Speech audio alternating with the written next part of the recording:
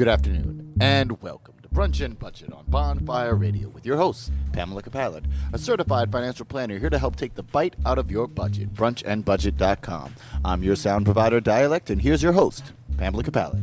Thank you, Dialect, and thank you, everybody, for tuning in today. We are continuing our monthly series with Prosperity Now, who have cohorts who are building high-impact nonprofits of color. We are here today in Chicago, Illinois, at the Drake Hotel, and we cannot wait to talk to North Lawndale Employment Network. They're in the house right now. Thank you so much for joining us. It's good to be here. Thank you for having us. So we have Brenda Palms Barber, the executive director, and she's been the executive director since its founding in 1999. And in that time, also founding CEO of Sweet Beginnings LLC, a social enterprise, also in conjunction with North Lawndale Employment Network, just doing everything. And Lauren Wesley, Director of Development, 10 years of experience in marketing, public relations, and development. She worked in youth empowerment organizations in Chicago's North Lawndale, Pilsen, and Lower West Side communities, and was also a program and curriculum consultant to an organization focused on teen pregnancy and sexual health, and a published author and advocate for social. Basically, the resumes are deep here, y'all. I love it. I love it. Thank you again for being here.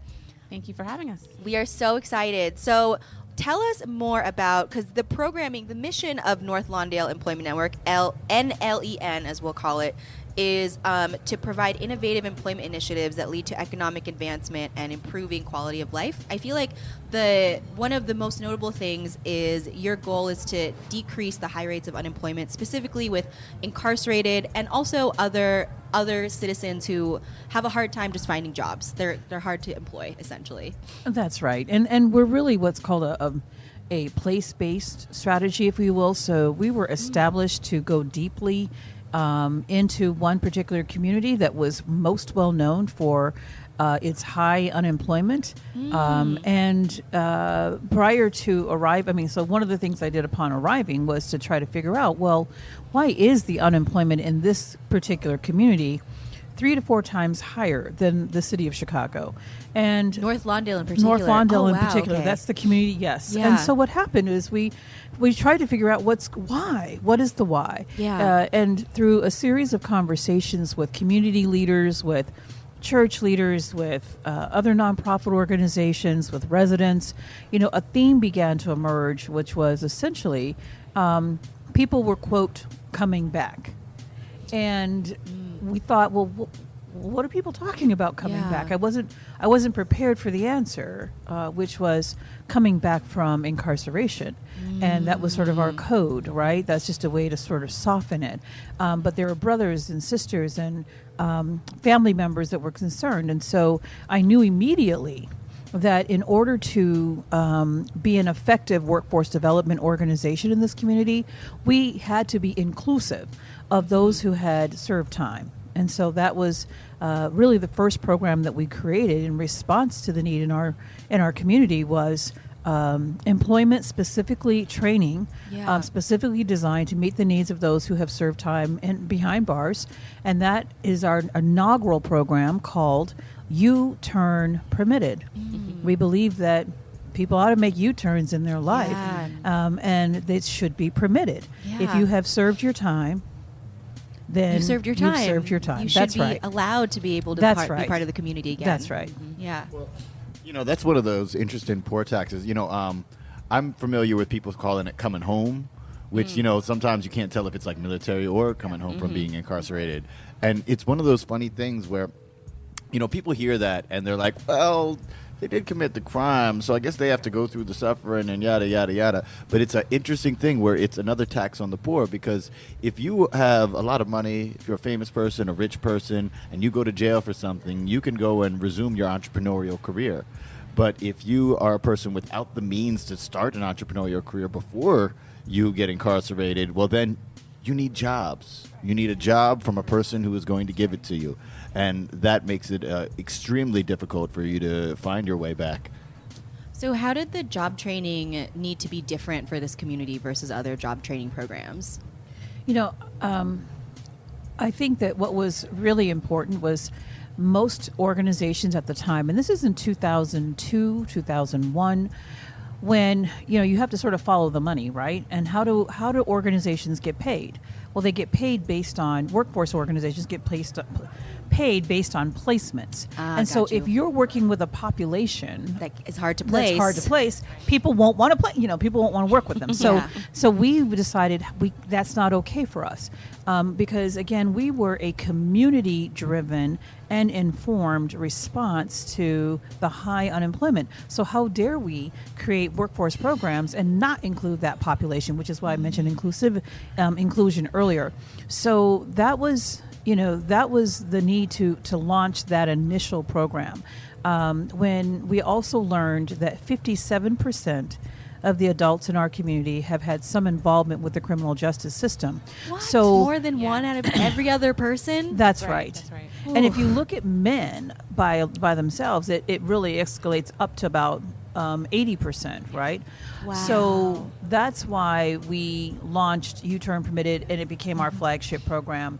And then, of course, there have been a number of other programs that have led to providing more comprehensive opportunities for that population and for the population in general. Yeah. Again, I'll just throw this number out, which is the unemployment rate right now is the lowest it's been since 2008, right? Everyone's celebrating that. They're like, oh, we did it. Yeah. Well, yeah, right. Right. Yeah, and so Well, the other side of that we all know is- this is a Prosperity Now show.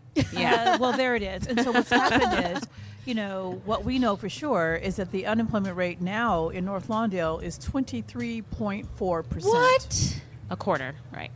Oh, my gosh. And you come visit, and you can see folks sitting, hanging out, who aren't working. Right. And so And who want to. that And who prosperity can. hasn't filtered into communities like ours. And we're not the only ones, right? There are these pockets of communities that do have high rates of unemployment, and again, it's poverty, it's race, and it's incarceration. Yeah, absolutely. So some of those components of our program that stand out, that specifically target or support this population, one would be the understanding that once you've been institutionalized, that has to be deconstructed, right? You learn, you become, as Brenda says, you get accustomed to the culture of being institutionalized. You learn how to survive behind bars. Right. That has to be deconstructed. That has to be undone. Yeah, and when that's you what our get program used to does. people telling you what to do. Right, you get used to, and you have to follow orders because otherwise you could lose your life, or you Right. could spend more time behind bars, you could be, in solitary confinement, all of those things. So you learn how to follow rules in order to survive behind bars. And so the workplace is a lot different. People, reward you for taking initiative. You get extra kudos if you've taken on a project on your own. You get promoted for those types of things. But when you're used to falling in line, you have to undo that. So our program addresses those types of issues. We also have a racial healing component, which is in partnership with the Chicago Police Department, specifically the districts that are closest to us. Those officers that will interact with our residents, because they will be pulling them over. Right. They'll be seeing them on the way to work or on the way to our program or wherever they are in the community. So it's really an opportunity to foster a relationship between those two communities, so that when they see them, they recognize each other, and there's not this hostility that tends to grip those relationships and tends to cause more issues as opposed to de-escalating those problems. So that's a real huge component that sets our program apart. Wow. We also use CBT, so cognitive behavioral therapy. So that's a part of that undoing that structuralism that you've developed in your brain. So you do a ton of mental health. Oh yeah, absolutely. You have to. Yeah. Because being institutionalized is a mental health problem. Yep. Like, you develop Thank that. you. But Yes. It's not like you come out and you're like, okay, I'm free. Whew. Yeah. It's not. This freedom is not just a state of physical freedom, it's like mental freedom. And you don't have that mental freedom when you've been locked up for 10 or more years. Right. So we are addressing all of that. We understand it's more than just workplace skills. It's more than just helping you build a resume. It's more than just helping you be successful at interviews. It's helping you undo all of that the system, right? Yeah. The criminal justice system has done to you. So yeah. Oh my gosh. Woo. How did you get involved in this work? How did you go, Lauren, from marketing, public relations, the corporate side of it, to this? I actually had a really great time in my career. I feel guilty about saying that. I worked on amazing campaigns like Tiffany and Company. We all know them. Oh, and, wow. Whole Foods and all these big brands. That's fun, yeah.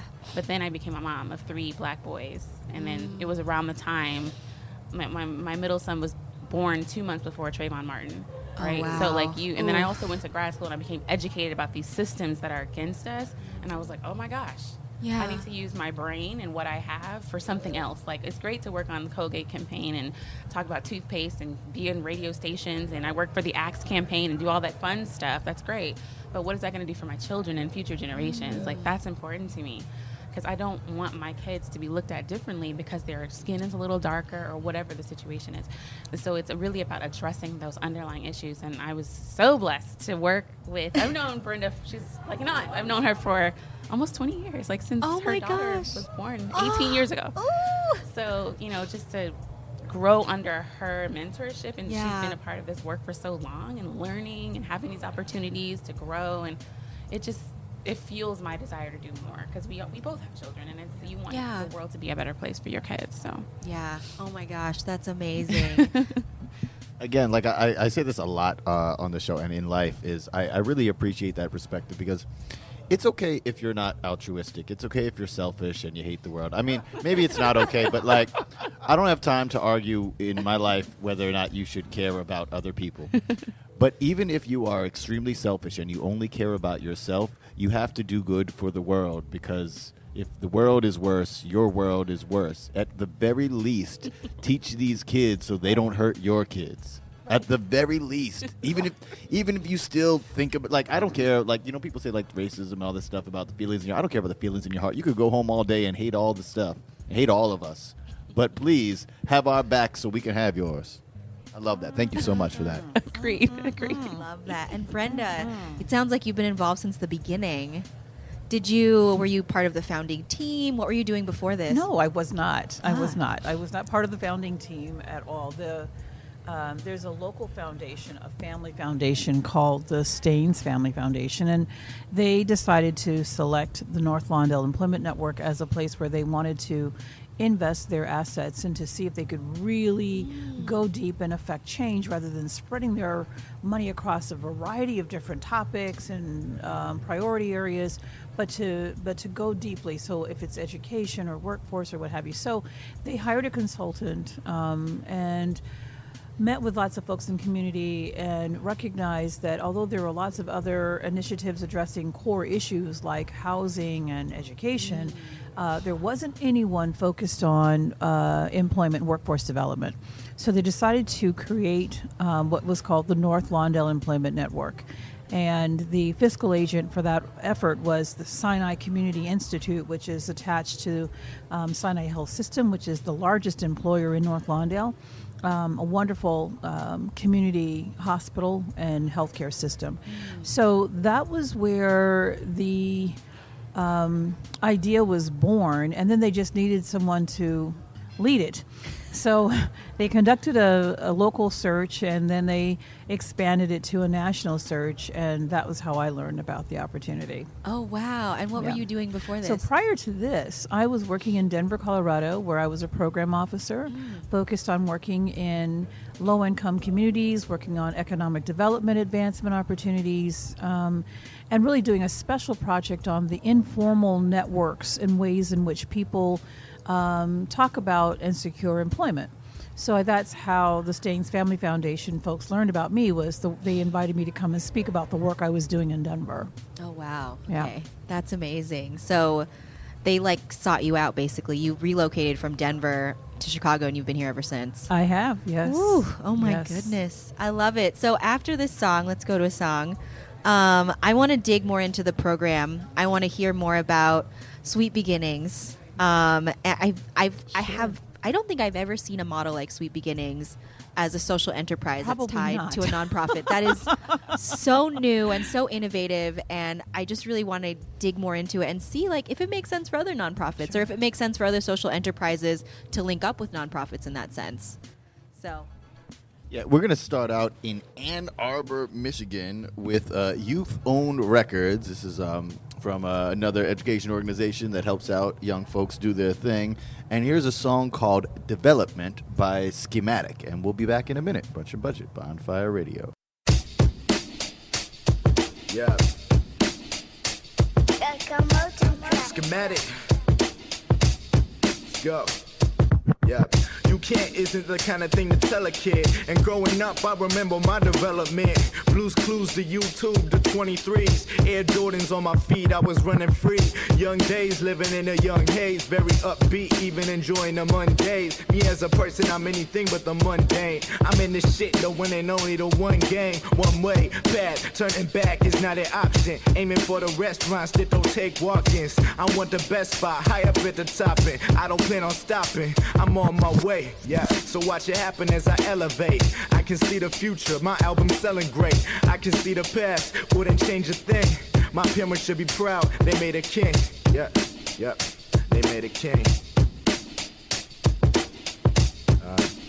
I'm waiting to get that crown on my head. Yeah.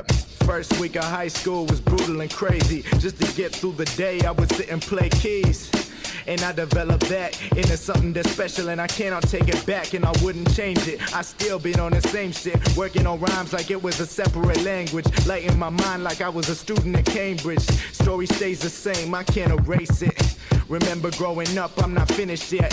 Remember the first time I would get a check. Remember the first rhyme that I wrote and how it turned into this. So I grind and I hope I ride on a slope that's headed to the sky. Devoted to this game, you can see it in my eyes. Still living in the future and the present. I'm trying to come in first, forget running second.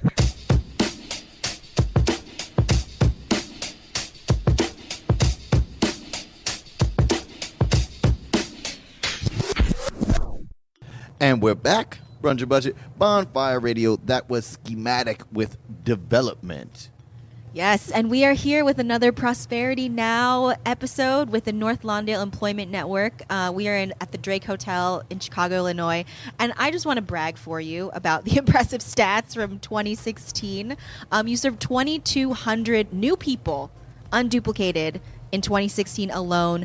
347 of them obtained employment, 23 of them were hired by your social enterprise Sweet Beginnings, and 105 of them improved their credit score. Yeah. So you touch on multiple parts of their financial life, it sounds like, in general. I'm curious, for people who don't have access to a program like yours, what advice do you have for someone who has a hard time finding work, or who is having a hard time finding work? Because we know the numbers. I think the key is accessing resources, whether it's your grandmother, whether it's friends, family, yeah. right? Because you need to have your that support, community. right? Yeah. Like, even we've had to adjust our programs to consider outside forces, right? So it's hard to get to work or do a program like ours if you have children at home. Right. It's hard to do that if your lights aren't on. Right. So we had to, we have, through our Financial Opportunity Center, we do income supports so that we can get your lights on. And How we does can do income support work? So we have a program called CETA, which is popular in, not popular, but well known in Chicago, and it's a program that helps people get assistance with their utility bills, right? Okay. So if your utility isn't on, you're not thinking about working. I mean, you want to work, but you're suffering, right? So it's accessing those types of resources to put you in a place where you can get to a program like ours. That's because a lot of times we're in survival mode when poverty is, like Brenda says, it's expensive to be poor. Yes. Yeah, it is expensive totally to believe be poor. that. And I think, we are convinced that we can't be effective as workforce development service providers without providing financial education. And so we have what's called a Financial Opportunity Center. And it's a model that is used throughout the country. But we just think it's important, if you're in a low-wage job, how do we help you figure out how to get paid on Friday and not broke on Monday? And how do we help you, get into the habit of saving money and paying yourself first? How do we help you look at how to understand a credit report and how to fix it and improve your credit, which are some of the statistics that you just shared. So we think that they're deeply and importantly integrated. Financial education, and then we do have the income supports that Lauren shared through other partners like CETA that will help with emergencies. And that's the other thing I wanted to note, that Prosperity Now has really helped us to understand the importance of the term liquid asset poor, and what that means and what that looks like is what Lauren described. When you have even a small catastrophe, a flat tire on the road could be a catastrophic you out. experience for somebody, right, who's in that low-wage job and doesn't have savings and can't get to work, and then potentially could lose their job, or they get a warning, and then there's the stress that comes with the warning that you can't be. It's just it's expensive to be poor, not only financially but also mentally. There's a stress involved there. Yeah, So and it all we try to snowballs. help. It does snowball. So those are our anchor programs in addition to Sweet Beginnings. And you noted that Sweet Beginnings has we hire individuals who have completed our job training program, who do have significant barriers to employment, who, although they may have completed our job readiness program, U-turn permitted, that those individuals still may be struggling with reintegration. And so we're not just a reentry program, right? This is a reintegration program. And that means how do we help you adjust? And there's a new program out that I've been watching that's on the OWN station. Oh, okay. It's called Released. Oh. And it's very interesting about how they tell stories about men and women who've been released from prison and what their journey looks like and how what a struggle it is. And Lauren was talking about it's the mental, because it's that mental transition. It's being in a car for the first time and feeling movement. And what does that feel like? Or smelling baked bread for the first time, because you don't get that in so much. And it's waking up at 5:45 every morning because you have to, and not knowing what it's like to sleep in, or at 8 o'clock at night. One of my employees, his name was Walter, he told me that when one of the things he had to adjust to, and he was married, was his wife would get upset with him because about 8 o'clock every night he would get in the car and say, "Honey, I'll be back." And so he would get in this car and he would take a drive and he would look at the stars and he would look at the moon and he would be free because at 8 o'clock was the time that the jail doors shut. And so he couldn't articulate that to his wife. So we try to help coach you around those kinds of issues of intimacy as well. Right. The communication aspect of understanding what you're going through. And what freedom, just reintegrating what freedom really feels like. Yeah. Oh my gosh. Yeah. Yeah. And I feel like the mental aspect is why a lot of people end up back in jail. The recidivism rates are high for a reason. And so to make sure that they understand also, and how to ask for support, like what you just said about Walter not knowing how to speak to his wife about it. Right. Yeah. How do you, as a partner, support someone who's come home without understanding where they're coming from? That's right. And so to give them the language for that even is so huge. Yeah. And it has nothing to do with finances or economics or getting a job. Right. But it's all those part are of the things it. that do contribute to a successful recidivism. And can you only imagine his wife, wondering, well, is he going out on me? Or Right. What are you doing every day? Why are you? Why can't I go with you? Get in the car, and he needed to do it. Yeah, get in the car, follow him. I know, right? And just see him drive around the park, right? Yeah, exactly. Just looking up, sticking his head out the window, and looking at the stars. God. Wow. God, You don't think about the little things like that. You You really haven't seen the stars in however long he was behind closed 25 years the he things was. you take for oh my God, 25 the years. things you take for granted. Oh my goodness. So for the financial literacy program, Yes. I'm curious because we've seen a lot of studies and seen a lot of research that it's just mentally more difficult for people who have less income and less wealth to hold on to the money because they're just it's just going to be gone tomorrow. Something else is going to take it, so I may as well spend it now. And so what are some of the ways that you break down that mental block that a lot of people have who are poor or lower income? A lot of it on a practical level, let's start there. So we have financial coaches who work with them budgeting. So here's what you have for the month, and this is how far it can stretch. Okay. Right. This is what. So you don't feel like you're not empowered. So you don't feel that You feel in Friday check control. and then Monday, I'm broke. Oh well. So I go back to my bad behaviors and all of that, and doing loan. What do you call it? Payday loan the stores payday and loans, all cash kinds of advances. Yeah, Oof. just all kinds of crazy nonsense that just gets you deeper and deeper into debt. So it's like Yeah. let's map this out. Let's see what you can do. Let's get these bills paid. Let's see what can happen after that. And then because a lot of people don't even know how to budget. Yeah. That's like a basic skill that, Nobody has time. Nobody Right. wants to do it. They're intimidated by the Well, process. it feels so arbitrary. It feels like, oh, some random spreadsheet told me that this is all I can do. Right. You know? But it's about being financially empowered. When you're Yes. creating that budget, then you know Right. what you can and cannot afford, and you can stick to it and work with yourself on disciplining that. But then it's also about credit building, right? So if you don't have enough to get through, but you have the decent credit score, maybe you can charge something and pay that off on time and know how when those payments Right. are. So our coaches work on that specifically as well. So we have a client, for example, he raised his credit score by nearly 100 points. 100 points Oh, in wow. about a year. Oh my gosh. So that's a huge difference. Like, you may not have all the money in the world, but if you've got credit in this country, you have get a little access. something. You can Yeah. buy something. You Yeah, might be able to. that's right. So And, it's and having the people freedom. don't think about poor people being able to build assets. You know, Yep. it's like we're just, poor people are seen as just consumers and, Right. and just takers and taking advantage. And that is so not our experience. Yeah. Most people want to contribute to society in a positive and meaningful way. Yeah. And not be, quote, dependent. But every now and then, so I just think that there's such unfortunate shame around being labeled poor that I think a lot of folks are slow to take advantage of programs that can help to empower them because they're just embarrassed about it. I think we deal with the embarrassment of poverty and the embarrassment of poor money management well. And I think one of the things that we also do well is help people through baby steps.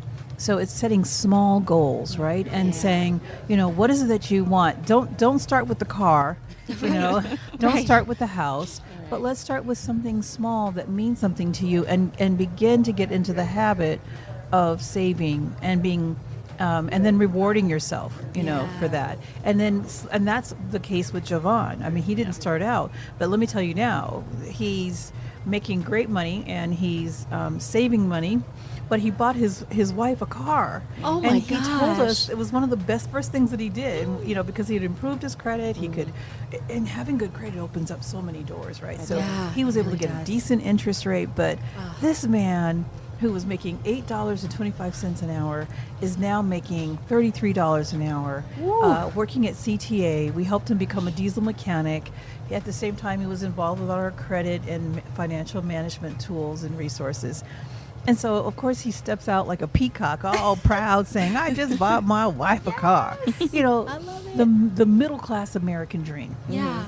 Yeah. It's what it used to be, before it became like everyone wants to be a billionaire. It really is, can I support my family comfortably? Can we go on vacation? Can we have 2 cars, That's right. And Can we send our kids to school? That's right. Yeah. It's the small things. So what was his baby step? What are the baby steps that you take people through? I think the first was just starting a savings account. Just having something to Yeah. put savings and in. Then, and then we were able to match Oh, savings. beautiful. Right? So that was if he didn't touch it. Yep. And I think that he was able to earn about $1,000 over the year. So he saved $500 of his, and we were able to match the $500, and so he had $1,000 to start. And then And then he started to get credit card offers in the mail. But we helped him manage that as well. Yeah. So I think that was the first thing, and then I don't know. I'd have to talk to his workforce coach and his financial coach, but I think that then it was smaller things like boots and equipment that he needed for his job, small things like that. Yeah. Oh, I love it. I love it. So before we jump to a song, I have noticed that your marketing as a nonprofit is like super on point. Infographics, social media, you're working on another one. And I feel like Lauren's background potentially has something to do with it. No, Can these you- things were in place before. I got there. Don't give me the credit for take that. credit for this. Don't give me the credit. So- No, but she's helped taking us to the next level. She's taken us to the next level. So why did you prioritize the marketing side of it? It's important to tell our story. And it's important for us to tell our story in ways that people can easily digest it. I think also being an organization that is run by people of color, I wanted folks to know we have data. Yep. We analyze our impact. We're results oriented and driven. And so sometimes that's not language that you see or hear, or we have to, sort of debunk some of the stereotypes about what an efficient business or organization of color looks like. Yes. You know, because there are a lot of stereotypes, I think, and particularly on the west side of Chicago. You know, there have been agencies before us that have not survived, and so Got you. And so there's a reputation for that that Sure. you want to overcome. Absolutely, as well. Yeah. absolutely. But we care about data, and I. It's important for my staff to know that everything they're doing makes a difference. That they are having real impact in the lives of individuals that they're working with. But we also want our funders to know we're a good investment. We are worth your investment. Count on us. You know, believe in the work that we do, because you know we're going to be great stewards of your funds. I love that. What's some unique marketing strategies that you've implemented? I would say our best marketing strategy is our executive director, one. Because she's Send a great Brenda places. Well, she's a great storyteller. Yeah. And we talked about that yesterday, and that is a huge part of what people want to hear. I mean, you can push your products or and your push programs the out, numbers, yeah. but it's the stories, right? Yeah, it's like it is. hearing about Javon, hearing about Kelvin, hearing about all of these stories and humanizing what we do. It not only shows our funders, but it tells the backstory. So it's, you know, you're going on a journey with this person. And I think that's what stands out a lot, because we really push that through in our social media. We're doing that for Giving Tuesday, little plug. So we're doing all of that, and it's about the stories. Yeah. It's also changing the narrative a bit. When you think about people who have served time or people who are living in impoverished communities, you know, you have a vision maybe that comes to mind, but we're trying to change that narrative by controlling the video and the visual. So I thought Lauren was actually going to say our videos are our best strategy. But there's stories. There's and stories in there. they are stories, but I think that we work with a company that produces and listens and respects what it is that we want to tell about our stories. So one of the things that I think a few years ago that was a big issue for me was that we kept talking about, quote, ex-offenders, or talking about returning citizens and these labels. And I'm like, no. This is John Williams, and John is a father. And so we were able to pull John's child or bring his family into it. Let people know that he's connected to a larger body, not just a single ex-offender. Right. You know, but this is a person who has a face and a name. And something happened in his life in the past. He was incarcerated, but that's not who he is. Well, that's right. And so I think we've done a good job of trying to humanize what people have stereotyped, and bringing that to the fold. People love sharing that stuff. Yeah. Love sharing videos like that. Yeah. Well, those videos are. Sorry, you guys. Really. Oh no, please. Okay, yeah. What's those the videos. other thing? Yeah. The videos are really a really important part of our story, and the thing that I also we're taking away from this prosperity session on storytelling is that why does it matter? Yeah. You know, I think that we're able to tell stories, but then why does the story matter? And that's been one of my biggest ahas. And so for us, it's because we know that there will be setbacks in life. And sometimes setbacks are just a setup, right? To help a person take a new direction, go a different path, and start a new life. That's what we're doing, right? Yeah.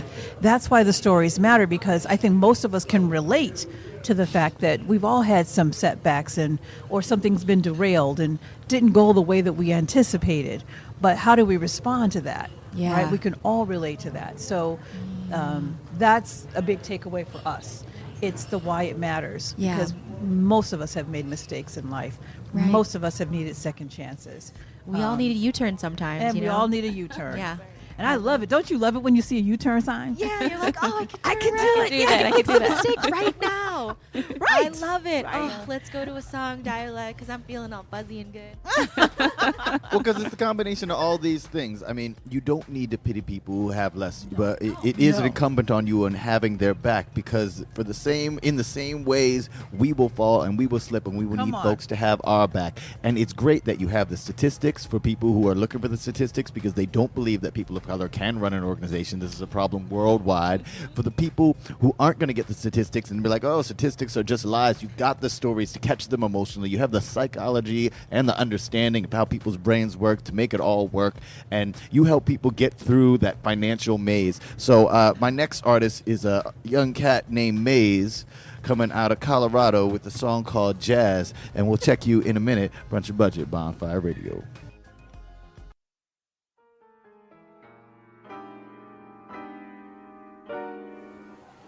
Jazz, jazz, jazz, jazz, jazz. Hey, Steinberg, das klingt gut. Hört sich gut an. Sag noch mal. Jazz, jazz, jazz. Sag noch mal. Sag noch mal. Jazz, jazz, Noch mal. jazz. Hey, yeah. So let me roll, you can call me Rolling Stone. I be fumbling my words, but that's alright, the flow is slow. So let me go and let me grab the microphone, cause I be rapping, tapping, attacking that good old jazz tempo. So baby, let's go, this ain't no show club demo, let's make it happen. Why you always play me like Nintendo? It's whatever though, I always keep the stereo going, blowing through ounces and cycle every Thursday. I gotta say though, the way I flow is something else, you other rappers slow. Whoa, and I be banging on the beats, trying to make a living of this, so I get no sleep. Say, hey, I gotta say though, the way I flow is something else, you other rappers slow.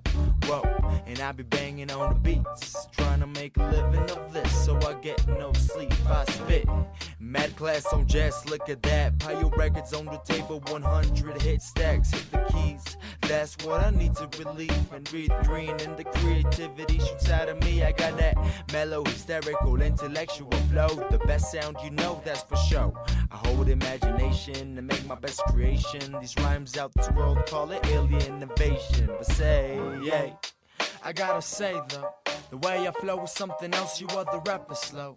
Whoa, and I be banging on the beats, trying to make a living of this, so I get no sleep. Say, yay, bring it back from the chorus. My raps flow smoothly, but its impact is enormous. Metaphorically, the legendary one and only. Spitting mad wisdom like Obi-Wan Kenobi. Elaborate before it gets too late. It's one love, homie, don't you ever make a mistake, man. I turn liquid into crystal, showing rappers flow, I'll be showing how to scribble. It's that simple, so I'ma keep playing the jazz, rhyming on the beats to make the memory last. Flying high first class, and I be running out of time, but that's fine, cause my rhymes are already stuck in your mind, right? And we're back. Brunch and Budget. That was Jazz by Maze, produced by Flo Fills. Yes, and we are here with Brenda Palms Barber, the executive director of the North Lawndale Employment Network. That's and NLEN. NLEN.org. And one of the things that I absolutely love, Brenda, about NLEN is you guys started a business. So you're an employment network who is also an employer. That's so cool. Yes. Can you tell us how Sweet Beginnings and Be Love Buzz came about?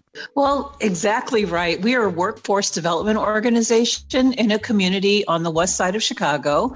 And about 18 years ago, we were determined to make sure that we were using an inclusive approach to our workforce development, which included serving individuals that have criminal records. And we quickly learned that a lot of employers in our community, as well as quite frankly, throughout the country, had real reservations about hiring men and women that had served time behind bars. And so I was having a difficult time finding jobs for our job seekers. And eventually it led us to decide that we needed to create a business in order to hire them first. And so that set us on a journey where we established, I think, one of the first social enterprise models here in Chicago. And so the business is under the company name of Sweet Beginnings, because that's what we're trying to do, is to create sweet beginnings and to do it through honey-infused skincare products and local honey as well. Wow, that's so great. So you basically had to prove this model so that other people could replicate it. That's true. I mean, And that wasn't the intent. The intent was we saw the difficulty that people have out, once leaving prison, just a challenge with getting a job. And so my initial intent was, you are worthy of work, you are capable of working, and the stigma on your, because you have served time as a person who has served time shouldn't be a barrier. And so my thing was, we can make sure that you have that work experience after incarceration to prove to society that although you may have had a criminal record, you are not a criminal. And that you are a person who has served your time for the crime that you've committed, and you deserve a chance to work. So that was the original intent. And then, of course, things sort of grew and blossomed from there.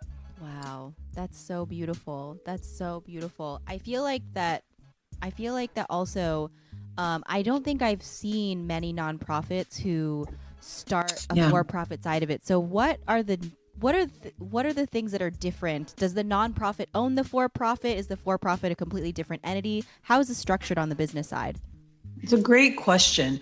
And so there are some real advantages to the legal structure that we came up with. But first of all, you're right. North Lawndale Employment Network is a 501c3 that launched a for-profit LLC. Limited Liability Corporation. So the nonprofit owns and so for-profit. What that did was help us, while we have dreams of pollinating the model or franchising or licensing the model across the country, where there are similar communities struggling with high rates of incarceration. And we knew that over time, we wanted to help be a bigger solution than just to the challenges that we experienced in North Lawndale. So we met with our attorneys and described what our long-term vision was, and they're the ones that helped us decide, well, yes, you want to be a for-profit entity because you have a retail product that will be in the market. You're going to want to be able to sell that, side by side with similar products. And you will want to license this as a sort of a franchise model to help address other communities. So that's why we went with this model. But the other real benefit is that we've been able to raise money to support the enterprise as a jobs training entity as well. And because we're doing job training for Sweet Beginnings, we have lots of other funders that can channel money through NLEN that will benefit Sweet Beginnings. But then the last point is, for legal purposes, it's also really important that these are two separate entities, just to sort of have what they call, this, pierce the veil kind of thing. So legally, if someone wanted to sue Sweet Beginnings for whatever reason, that NLEN would be protected, and vice versa. Got it. Wow. Okay. So there's a lot of things to consider. It sounds like it. Is this something that, if a nonprofit hears this, for instance, and they've been thinking about this and they consider this, is this something that, what kind of undertaking does this involve? Is this hiring a whole other staff? Is this hiring, what kinds of things could someone expect to have to do? Well, most of us in the nonprofit don't have a lot of discretionary money. So for me, it was really important that I cobble together a group of volunteers. And so with the volunteers, we worked with the Boeing company, for example. They have an employee volunteer council that we were able to help us develop our business plan for Sweet Beginnings. And I also know there are lots of lawyers who want and need to do pro bono work for nonprofits. And so we were able to cobble together extraordinary experts, including volunteers from Ben & Jerry's ice cream, because they're one of the first social purpose businesses in the country. And we were excited to have their board president serve on our planning process. And so all of this great social and intellectual capital came through volunteerism. Wow, that's amazing. So that, I mean, and then there are fees that you do have to pay. So there's small, like application fees or trademark fees or what have you. But in terms of their time, it was all pro bono. That's so wonderful that the community, and it continues to be. Yeah, absolutely. So, how do you market Be Love Buzz on the consumer side? Because the for-profit business is a business, right? To have employees, you need to have people buying the product. So, how did you come up with the marketing plan? What are you doing now to get the word out and get people to buy the product? Wow.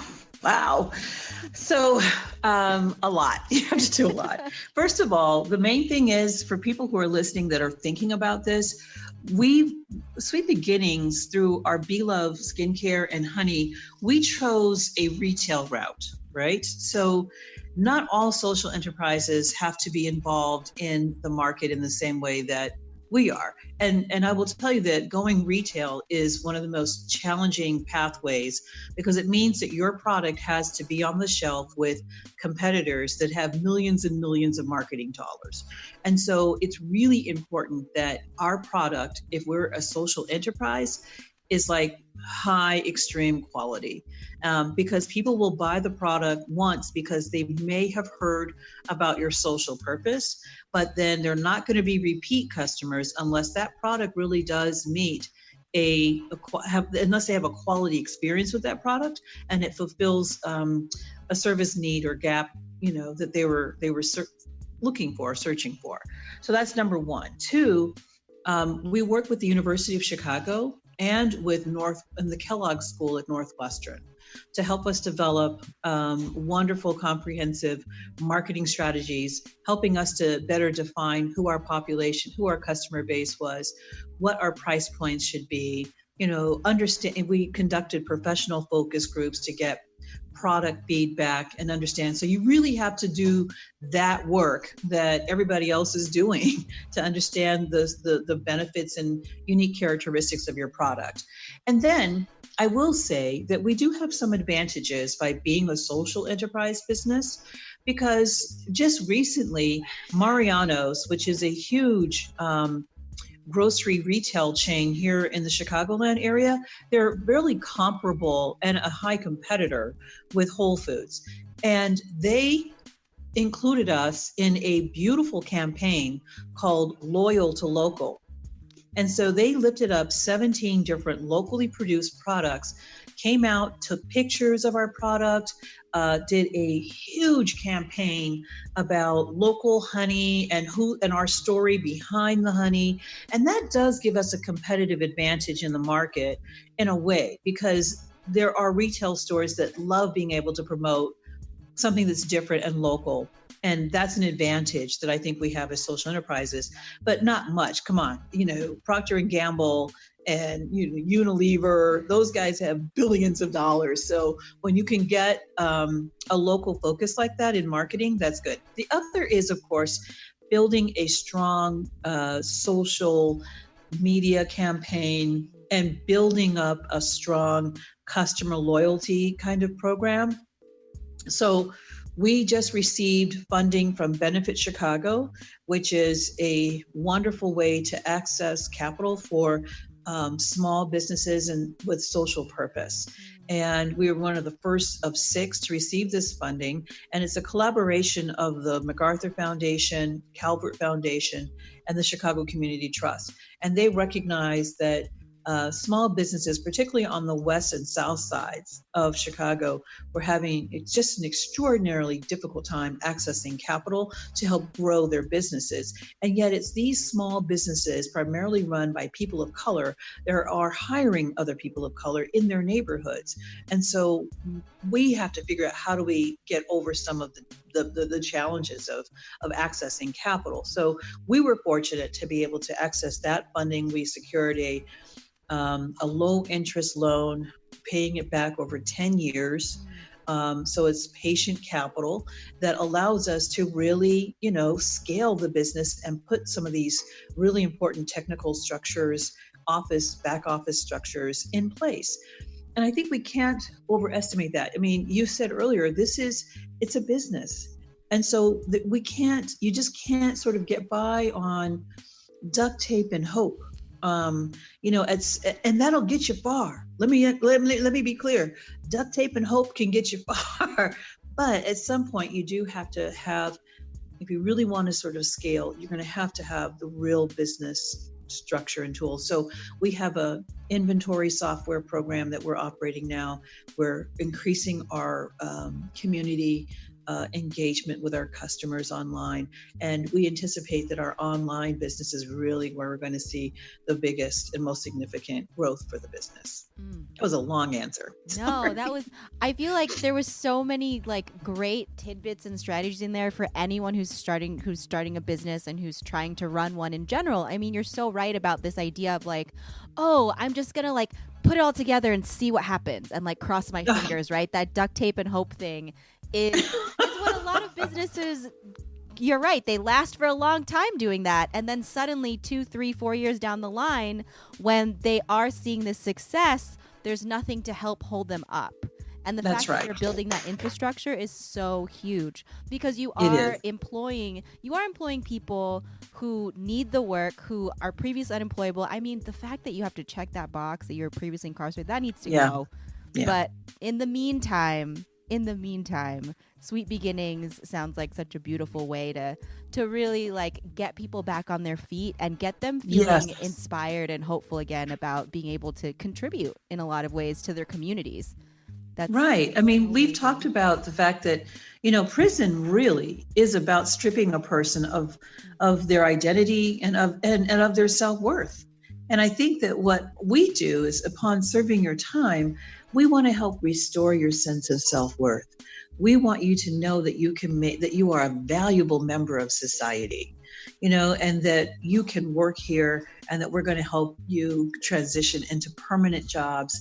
And, the fact that less than 4% of the people that we've hired over the last 10 years have returned to prison is pretty remarkable, right? So, I love to say that there's something sweet and good that can happen if people are given the opportunity and the resources and the option to make the choice to change their lives. I love that. Do you have a favorite success story out of Sweet Beginnings that's come out of Sweet Beginnings?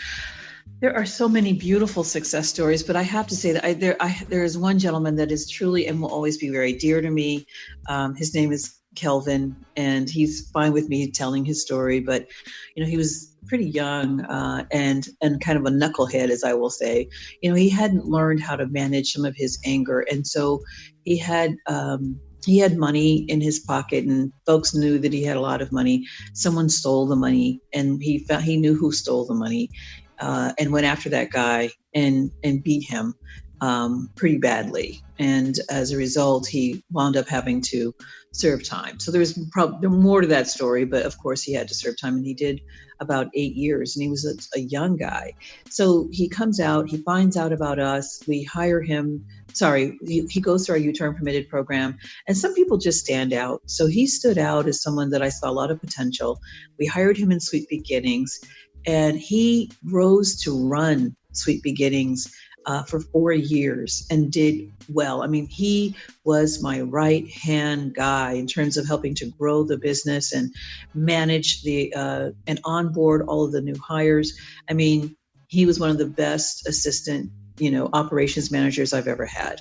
And then he went on to work now at Ford, and he's making incredible money, and he has great benefits.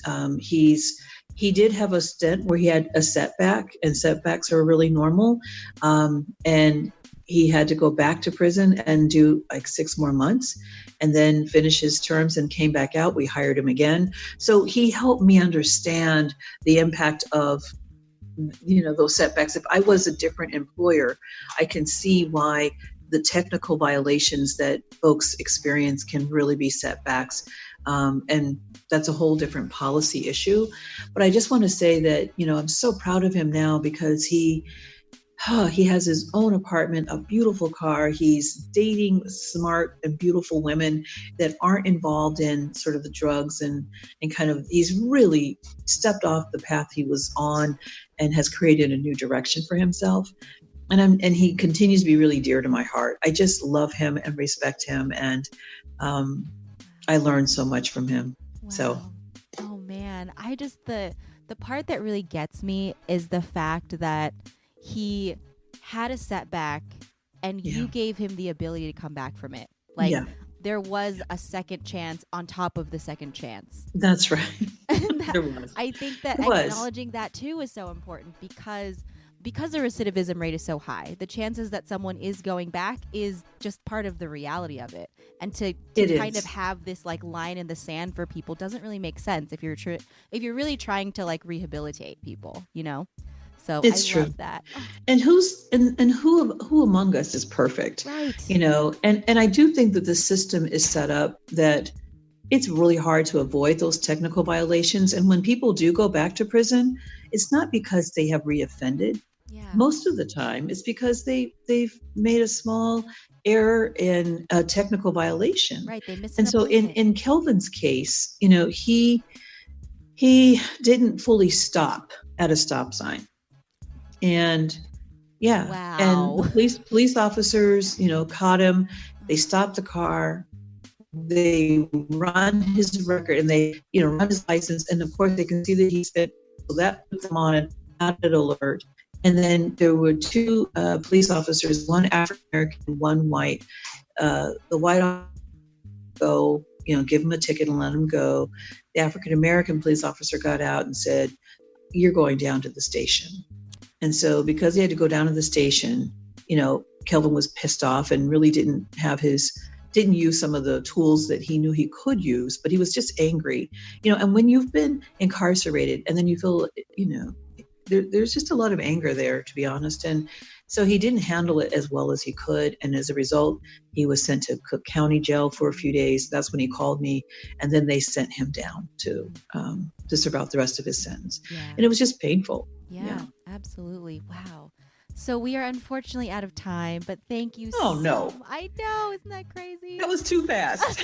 That's how we feel too. Oh my gosh. Thank you so much. Where can people find NLEN and Be Love? Absolutely. Thank you so much for the opportunity to give voice. You guys are doing a wonderful, wonderful service to us in this sector.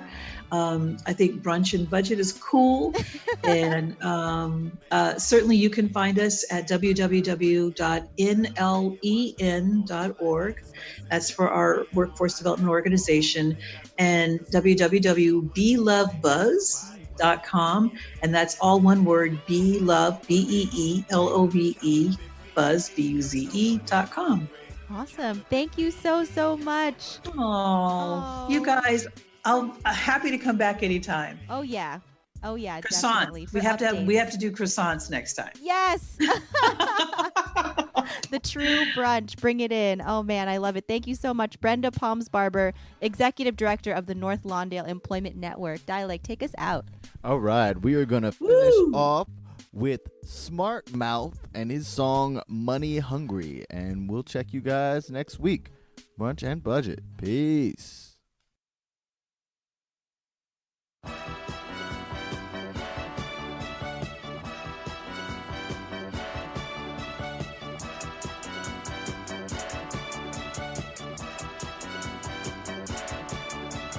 Made my own lane in this game, I gotta break it in. Celebrating, watch the look on all our haters' faces, and they praying on our downfall. But really, that's gonna make us win. I smell money in the air, somebody must be baking it. I'm so money hungry. Count up and feed me. I'm so money hungry. Count up and feed me. I'm so money hungry. Count up and feed me. I'm so money hungry. I want my pockets fat before I put my pants on. Need extra to eat with, cause they won't keep my stamps on. Too easy to fall off, too hard to put my mans on. Make tips taking clothes off, then girl, this your dance song. Wanna put my hands on every president that them bands on. Plus my hustle certified, seal it, put the stamp on. My whole campus turned up like somebody cut their amp on. See me shining so bright like somebody turned the lamp on. Riding with that Nina, smoking on Keisha, I done cashed out. Money on my mind and my next thoughts usually mouth. Up north grinding, shouts out to the south. Started from the bottom, I got here to paper chase a route. Learn to feed yourself first, then get the game figured out. Make it so when you finish count, it's a big amount. That's when when you make it rain. Plug the drain, river fountain. When you thinking millions, really, what's 100,000? Hold up. Made my own lane in this game, I gotta break it in. Celebrating, watch the look on all our haters' faces, and they praying on our downfall. But really, that's gonna make us win. I smell money in the air, somebody must be baking it. I'm so money hungry. Count up and feed me. I'm so money hungry. Count up and feed me. I'm so money hungry. Count up and feed me. I'm so money hungry. I know it sound crazy, but Franklin's taste so good. So do something crazy. For Franklin's, I sure would. Pack up all my Gucci bags and pop up in your hood. If I'm ever doing bad, then I'm up to no good. She asking me what's good, my reply is everything. If I'm asking what's new, it's cause I'm buying everything. But bro, if the chips low, then I'm selling everything. Can't tell them my next move, cause they telling everything. My wrist light, heavy chain, my eyes red, wear my shades. Don't wear much designer names, cause I already got a name. My chick got a goddess frame, you would swear to God it's fake. I come from the murder mitten, now they see me out of state. I said something gotta shake, then shake it, I sure did. I'm finished with taking losses, I promise I'm gon' win. I'm hungry for number money, you got it, so go spin. My stomach growling for papers to the table and go in like. Made my own lane in this game, I gotta break it in. Celebrating, watch the look on all our haters' faces, and they praying on our downfall. But really, that's gonna make us win. I smell money in the air, somebody must be baking it. I'm so money hungry. Count up and feed me. I'm so money hungry. Count up and feed me. I'm so money hungry. Count up and feed me. I'm so money hungry.